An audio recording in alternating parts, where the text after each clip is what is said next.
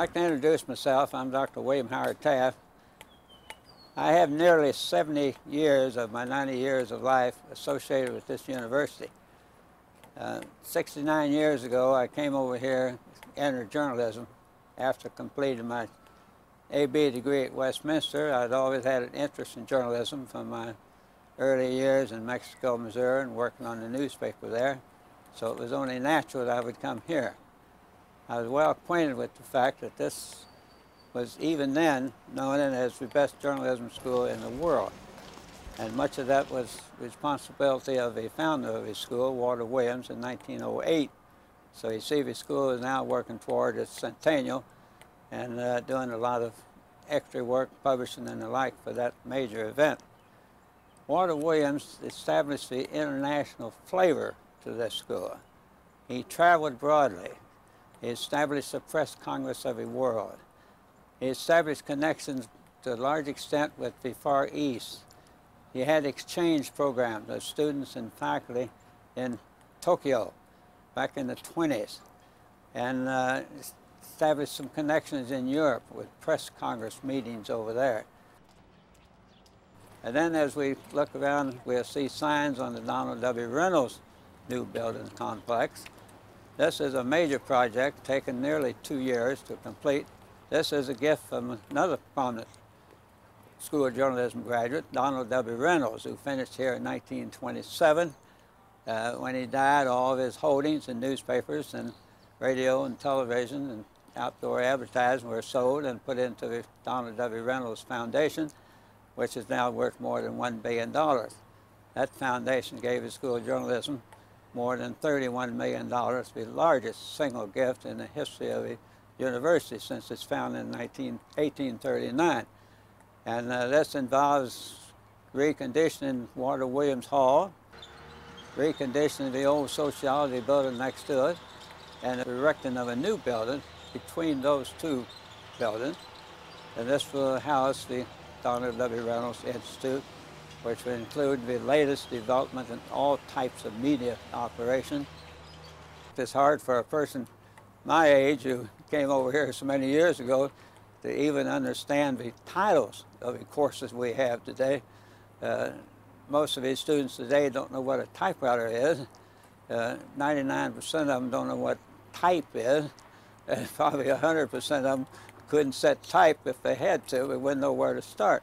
So this school has done what so many other schools failed to do. It has kept up. Not only have we kept up, we have tried to stay a few steps ahead. And Williams' idea of the School of Journalism partially was to prepare students for positions in the media world. And this is what this school tends to concentrate on now, preparing them for all of these changes in operation of the computerized electronic world. I have to depend on my own grandchildren to interpret to me what is going on today. I go back to the days when I took a course here called History and Principles of Journalism 100, which was founded by Walter Williams, taught by Walter Williams, and taught by most deans. I came back I took the course in 1937, got a B in it incidentally, came back in 1956 and taught it for the next 25 years. Since I've retired, they don't have simple courses like History and Principles of Journalism. They're more complex courses, and I don't feel quite at home on some of those areas, but the reputation of this school continues to be an extremely high mark and will continue to be because of what you're going to see on this tour. See why we are so great. We have all this equipment. We have one thing that most schools do not have, and that is we have an international flavor here. So many students don't realize that. So many outsiders don't realize this. I talked to a friend in Texas one time, and I asked him where his students came from, and he said 95% from Texas. I said, where are they going to work? And he said, in Texas. I said, well, you come to the University of Missouri School of Journalism, and you'll have students from probably 20 foreign countries.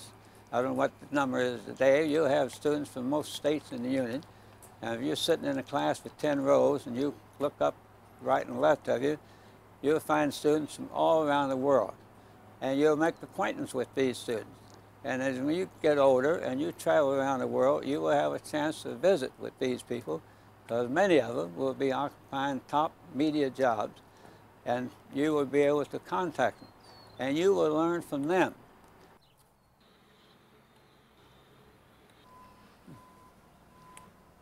This is a gift from the Japanese American Society back in the late 1920s.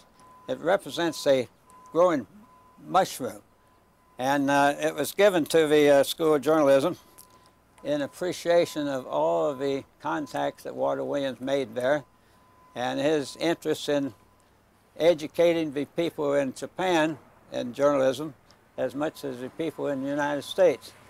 And it's very ancient, many centuries old, of course, and it's symbolic. It's just a friendship token.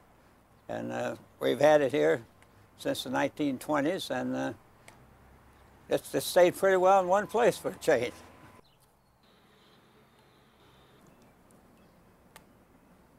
This is a gift to the School of Journalism from the Reuters news organization in England back in 1937.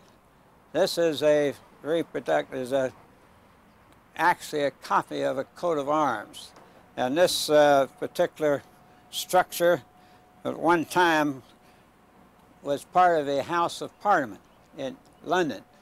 And they thought it was significant because freedom of the press actually would go back to 1215, I think the year was, with the Magna Carta. And in those days, this was a revolutionary procedure, such as the First Amendment of the Constitution of the United States became a revolutionary procedure in granting freedom of the press to say what it wanted to say, as long as it was within legal bounds. This is one of the major gifts to the University School of Journalism in 1931. A pair of lines weighing about 9,500 pounds from the national government. And these lines date back to around 1400. Obviously, the oldest part of the School of Journalism that we have these days. Over here we have the female line, and this is supposedly her cub. And this cub is representing the world. And this was also, these came from supposedly the birthplace of Confucius.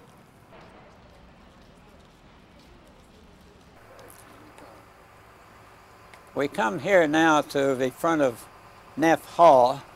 Neff Hall was built in 1920.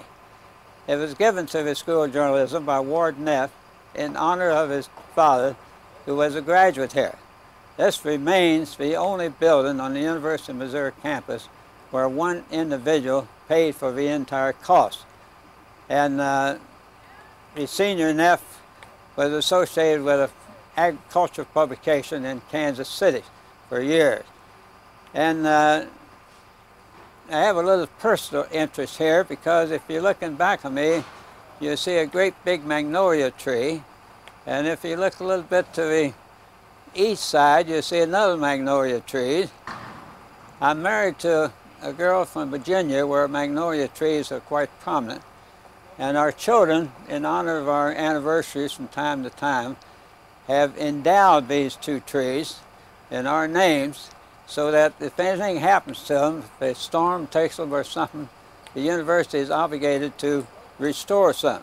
So Walter Williams has his building, Mr. Neff has his building, and Mr. Ganetto has his building, so the Tafts have our two trees. And hopefully somebody will be doing the same thing down the road about 50 or 100 miles from now, and they will ask who was Dr. and Mrs. William Howard Taft, and all they'll have to do is consult the university.